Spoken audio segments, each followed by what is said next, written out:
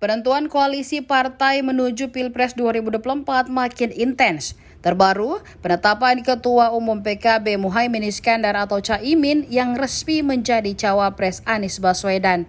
Keputusan ini membuat Partai Demokrat murka dan memilih hengkang dari poros koalisi perubahan. Langkah Anies itu juga disoroti akademisi sekaligus pengamat politik Rocky Gerung.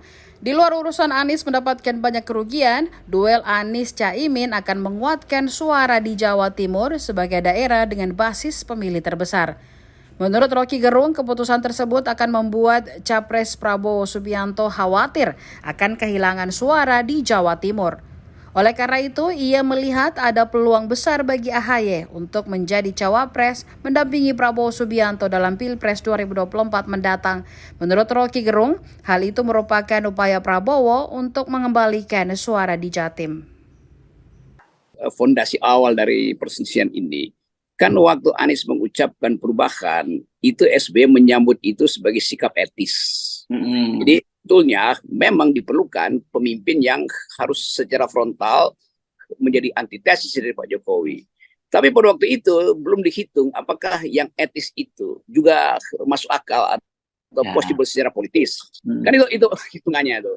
Kalau dihitung secara politis, yang etis itu bisa dibatalkan oleh jumlah suara yang kurang.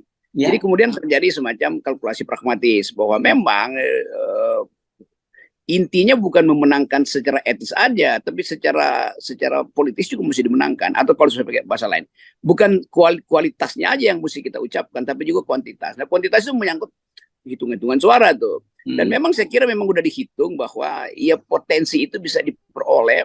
Yang etis itu harus menumpang pada yang politis, kira-kira begitu. Karena yang politis itu hanya mungkin diperoleh kalau Jawa Tengah dan Jawa Timur dimenangkan oleh Anies tuh.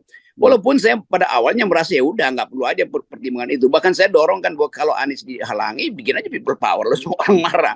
Padahal sebetulnya yang etis itu memang harus lewat people power. Tetapi tentu itu nggak mungkin karena Nasdem tentu pragmatis, PKS juga pragmatis, bahkan juga Demokrat nggak mau ambil opsi itu kan. Walaupun kita hitung sebetulnya kalau mau perubahan ya jangan bawa orang yang masih ada di dalam gerbong kekuasaan kan, dasarnya begitu. Tapi udah kita mau lihat bagaimana sebetulnya Demokrat itu membaca keadaan ini. Saya melihat bahwa SBY memang tersinggung atau sebetulnya tergores secara etis tuh. Tetapi semua orang juga menganggap ya goresan etis itu kan sebetulnya pragmatis saja sifatnya tuh. Nah kita ingin supaya tetap diperlukan satu upaya untuk mendorong perubahan ini baik secara etis maupun secara politis.